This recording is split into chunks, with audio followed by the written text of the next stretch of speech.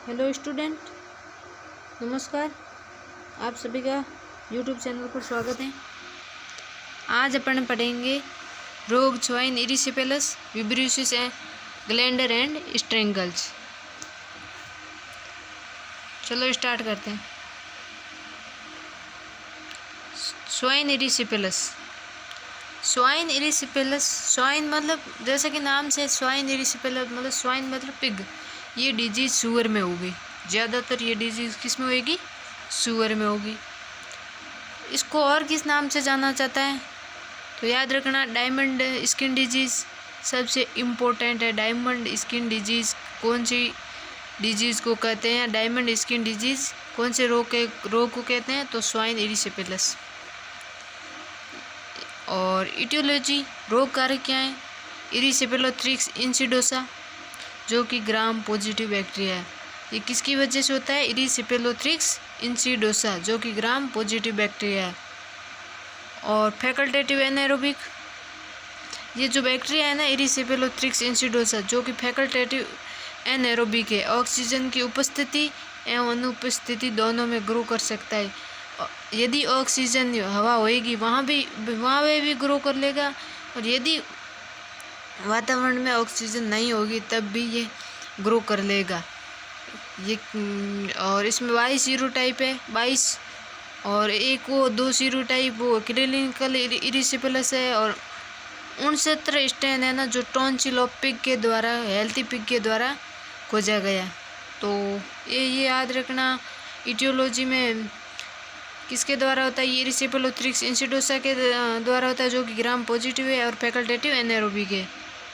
और susceptible host, susceptible host pig मतलब पहले बताया था ज़्यादा सुअर में ही होता है ये।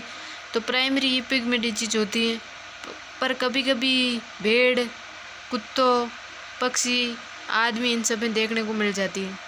इन्फेक्शन किसके थ्रू फैलता है? एल्केलाइन सॉइल होती है ना, सारी मिट्टी, इनके द्वारा होता है इन्फेक्शन। और इरिसिपेलस इंसिडोसा प्रोड्यूस करता है neuraminidase enzyme. Erysipelothrix insidiosa neuraminidase enzyme produce करता है। इसमें लीजन क्या है तो याद रखना, rhomboid urticarial area lesion, diamond skin lesion मतलब red diamond shape area under skin, मतलब डायमंड की तरह स्किन में लाल लाल सख्ते से दिखाई देंगे, समचतुर्भुज की तरह। इसमें ये इम्पोर्टेंट है, याद रखना, diamond skin disease, rhomboid urticarial area region और red diamond shape area under the skin. और इसमें ये होता है वेरुकोज एंडोकार्डाइटिस, किसके होता है? ये याद रखना, स्वाइन इरिसिपेलस में। और दूसरी डिजीज कैम्पाइलोबैक्टीरियोसिस। कैम्पाइलोबैक्टीरियोसिस को और किस नाम से जाना जाता है तो याद रखना है विब्रियोसिस, बहुत ही इंपॉर्टेंट है। कैम्पाइलोबैक्टीरियोसिस भी आ जाएगा या फिर विब्रियोसिस, कुछ भी लिख सकते हैं एग्जाम में।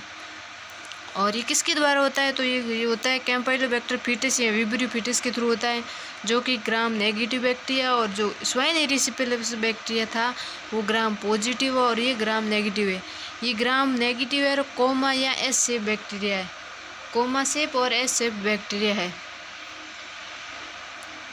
और ये कंटेजियस वेनरल डिजीज है, मतलब संक्रामक यौन रोगी, यौन से फैलता है ये रोग। इनफर्टिलिटी विद रिपीट ब्रीडिंग, बार बार प्रजनन के साथ बांझपन होता है, मतलब बांझपन होएगी। और बांझपन मतलब बांझपन मत और बार बार प्रजनन, और बांझपन मतलब बार बार प्रजनन करेगी और रहेगी नहीं, प्रेग्नेंट होएगी नहीं, मतलब इनफर्टिलिटी विद रिपीट ब्रीडिंग, इसमें क्या विब्रियोसिस में।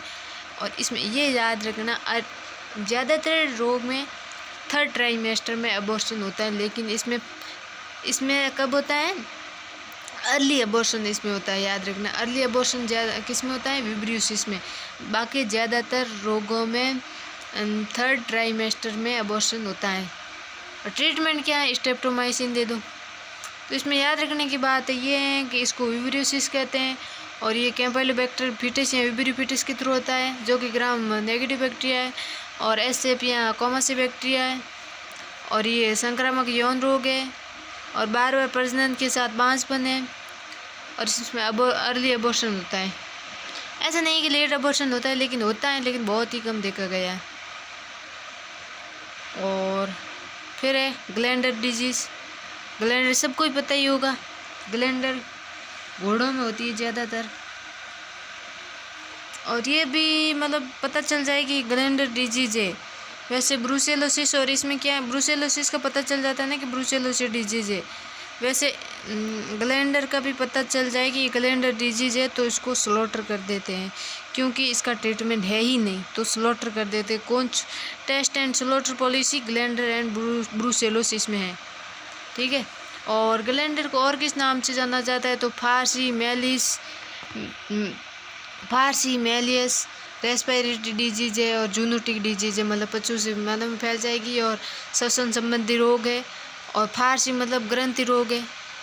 मेलियस मतलब स्किन डिजीज है, स्किन में होगी, त्वचा में होगी।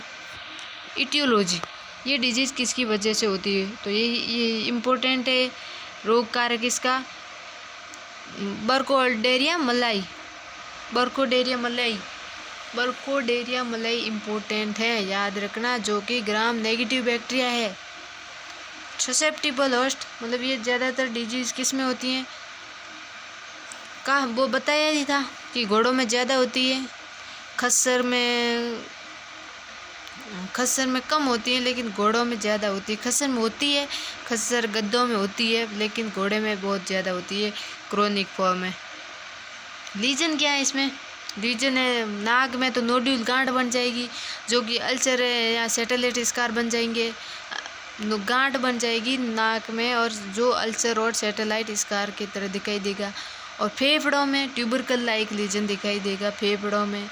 और स्किन फॉर्म, ये है ही स्किन फॉर्म, फारसी को स्किन फॉर्म कहते हैं। क्यूटेनियस पर इसमें क्या है, इंडुलेंट अल्सर, जो कि दर्दनाक नहीं होंगे, दर्द नहीं करेंगे स्किन में। स्किन फॉर और क्यूटेनियस फॉर फारसी में होता है। और अदर पॉइंट क्या है इसमें, फारसी बर्ड डार्क हनी लाइक पस और ऑयली पस। इसमें ये है कि फारसी बर्ड होता है, मतलब क्या होता है फारसी बर्ड, तो ये होता है डार्क हनी लाइक पस और ऑयली पस, मतलब गहरा शहद जैसे मवाद या तेलीय मवाद की तरह होता है, जो कि जिसे फारसी बर्ड कहते हैं। और एब्सिस फॉर्मेशन फेरेंजियल एंड सब मैक्सिलरी लिम्फ नोड, मतलब ग्रसनी में और सब मैक्सिलरी लिम्फ नोड में फोड़ा बन जाएगा, जो कि थिक मतलब गाढ़ा पीले कलर का मलाईदार होगा। और एम्पाइसीमा गटर पाउच, मतलब गटर पाउच में मवाद भर जाएगा। और परपीरियो हेमोरेजिका, और इसमें रीजन किसकी वजह से मरेगा एनिमल, एनोक्सिया के थ्रू मर जाएगा ये एनिमल। और डायग्नोस्टिक टेस्ट क्या है ग्लैंडर में, इम्पोर्टेंट है, ये याद रखना। विशिष्ट परीक्षण है जो कि ग्लैंडर में ही होता है, बाकी में नहीं होता है, वो है मलीन टेस्ट, ठीक है। मलीन टेस्ट जो कि एलर्जी परीक्षण के लिए होता है। डिले हाइपर सेंसिटिविटी रिएक्शन में विलंबित अति संवेदनशील परीक्षण, जो कि purified protein derivative of Burkholderia mallei, जो इंट्राडर्मल इंजेक्शन यूज़ करते हैं कोडल टेल या नेक रीजन पे। और इसकी के स्टार्स प्रतिक्रिया, मतलब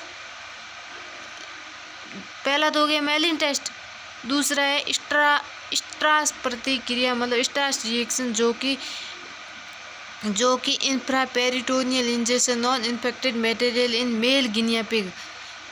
इंट्रापेरिटोनियल इंजेक्शन गिनिया पिग में संक्रमित सामग्री का देते हैं, जिसे प्रूलेंट ऑर्काइटिस, टेस्टिकल में इन्फ्लामेशन होनी, मवाद युक्त इन्फ्लामेशन हो जाता है टेस्टिकल में। तो स्टार्स रिएक्शन वो ये तो कोई विशिष्ट है नहीं ग्लैंडर के लिए। और ये याद रखना स्टार्स प्रतिक्रिया इसमें भी करते हैं, ब्रूसेलोसिस में, एक्टिनोबैसिलोसिस में और स्यूडो ग्लैंडर में। और बताया था टेस्ट एंड स्लॉटर पॉलिसी होती है ग्लैंडर एंड ब्रूसेलोसिस में। और अब फिर है स्ट्रेंगल्स डिजीज़, ये भी घोड़े में होती है। इसको गला घोंटना है, घोड़े के ऊपरी श्वसन का रोग है जिसमें लिम्फ नोड बढ़ जाते हैं। इसको गला घोटना भी कहते हैं, इसको स्ट्रेंगल को, ठीक है, क्योंकि सांस लेने में बहुत तकलीफ होती है। इस डिजीज़ को और किस नाम से जाना जाता है? तो इसको इक्वाइन डिस्टेम्पर या इन्फेक्शियस एडेनाइटिस, संक्रामक एडेनाइटिस या इक्वाइन डिस्टेम्पर के नाम से इसको जाना जाता है। ये एक्यूट इन्फेक्शियस डिजीज़ है, तीव्र संक्रामक रोग है, मतलब एकदम से खतरनाक हो जाएगी ये डिजीज़। और characterised by catarrhal inflammation of upper respiratory tract with suppuration and abscessation of lymph node. मतलब इसमें विशेषता क्या है? ये तो एक तीव्र संक्रामक रोग है और ये इसमें इन्फ्लामेशन हो जाएगा कैटारल ऑफ ऊपरी श्वसन तंत्र में, श्वसन पात में इन्फेक्शन हो जाएगा और सपुरेशन मतलब दमन और फोड़े बन जाएंगे लिम्फ नोड पे। और इटियोलॉजी क्या है इसमें? इटियोलॉजी ये कि ये किसके द्वारा होता है? स्ट्रेप्टोकोकस इक्वाई के थ्रू होता है। स्ट्रेप्टोकोकस इक्वाई के द्वारा होता है, जो कि ग्राम पॉजिटिव बैक्टीरिया है। और Streptococcus equi resistant and may remain live for the several month in purulent discharge. Purulent discharge में स्ट्रेप्टोकोकस इक्वाई कई मंथों तक जीवित रह सकता है। और ससेप्टिबल होस्ट ये किस में होता है ज़्यादा? तो ये बताया था इक्वाइन में होता है। डंकी और मूल की तुलना में ये घोड़े में ज़्यादा होता है, मतलब गधे और खच्चर की तुलना में ये घोड़े में ज़्यादा होता है। अब देखते हैं कि स्टेंगल्स और ग्लैंडर में क्या अंतर है। तो अंतर ये है कि स्टेंगल तो है एक्यूट नेचर ऑफ डिजीज, मतलब तीव्र संक्रामक रोग है, और ये ग्लैंडर है धीरे धीरे क्रोनिक है। और इसमें नेजल म्यूकोसा में इन्फ्लामेशन ही चेंज होएगा सिर्फ, लेकिन इस ग्लैंडर में याद रखना नोड्यूल बनेंगे, अल्सर बनेंगे और सैटेलाइट स्कार की तरह दिखाई देंगे। और इसमें लंग लीजन, फेफड़ों में क्या होएगा? इसमें स्ट्रेंगल्स में ट्यूबरकल नहीं बनेगी, ट्यूबरकल लाइक स्ट्रक्चर नहीं दिखाई देगी, लेकिन इसमें ग्लैंडर्स में ट्यूबरकल की तरह दिखाई देगा लीजन लंग्स में। और स्टेंगल्स में अल्सर और नोड्यूल स्किन पे नहीं बनेंगे, लेकिन ग्लैंडर में नोड्यूल्स एंड अल्सर दिखाई देंगे स्किन पर।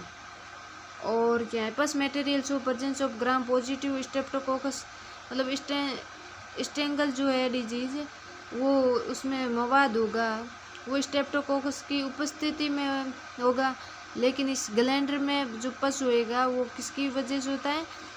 Gram negative bacteria. ये तो ग्राम पॉजिटिव था, लेकिन इसमें ग्लैंडर में ग्राम नेगेटिव है। प्लेमॉर्फिक रोड होगा, जो कि ग्राम नेगेटिव बैक्टीरिया। ट्रीटमेंट क्या है इसका? पेनिसिलिन है, ठीक है। थोड़ा सा और देख लेते हैं, वापस याद रखने की बात क्या क्या है इसमें।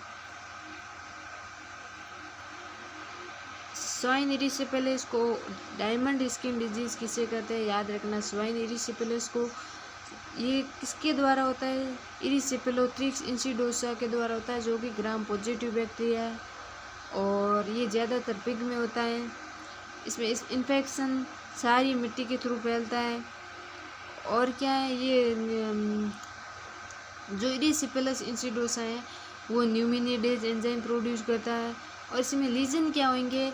इसमें रोम्बोइड अर्टिकेरिया लीजन यानी डायमंड स्किन लीजन होगा, red diamond shape area under the skin. और वेरुकोसा एंडोकार्टाइटिस होगी। और कैम्पेलोबैक्टीरियोसिस को विब्रियोसिस भी कहते हैं। और ये किसके द्वारा होता है? कैम्पेलोबैक्टर फिटस या विब्रियो फिटस के थ्रू, जो कि ग्राम नेगेटिव बैक्टीरिया है, कॉमा शेप या एस शेप बैक्टीरिया है। और ये किसके द्वारा फैलती है डिजीज? संक्रामक यौन रोग है ये। और इसमें क्या देखने को मिलता है? इनफर्टिलिटी मिलती है, मतलब बांस बंद होता है और बार बार प्रजनन होता रहता है, रिपीट बार बार हीट में आती रहती है। और अर्ली अबॉर्शन होता है, ज़्यादातर में क्या होता है? लास्ट ट्राइमेस्टर में अबॉर्शन होता है, लेकिन इस डिजीज़ में अर्ली अबॉर्शन होता है, ये याद रखना। और ग्लैंडर है, ग्लैंडर को फारसी मेलिस कहते हैं। और ये रेस्पिरेटरी डिजीज है, जूनोटिक डिजीज है। और ये किसके द्वारा होता है? बर्कोल्डेरिया मलाई के द्वारा होता है।